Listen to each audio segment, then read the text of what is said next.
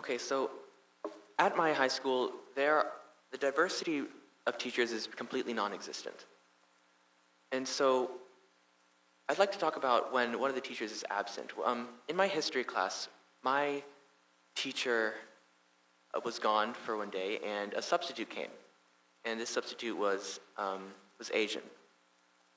And the people in the class, they all just came in like a normal day, and when they see there's a substitute, in a day when there's a white substitute, which is the most normal case of substitutes that our history class would have. They come in and they see there's a substitute, and they go, oh, wow, okay, yeah, this is going to be a great day. And so normally what happens is they just don't pay attention to the authority of the substitute, and they would make these mocking comments about how they teach and how they take care of the class. But since this substitute was Asian and he pronounced his words differently,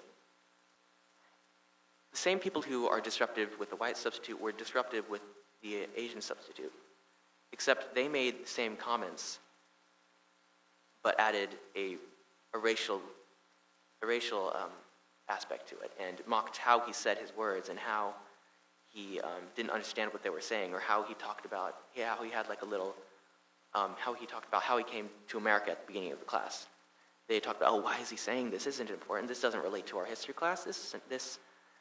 We should just not pay attention and talk about how he isn't doing anything right and how this isn't the way it should go. This isn't important. And I feel like that there shouldn't be a difference in between how we treat our teachers.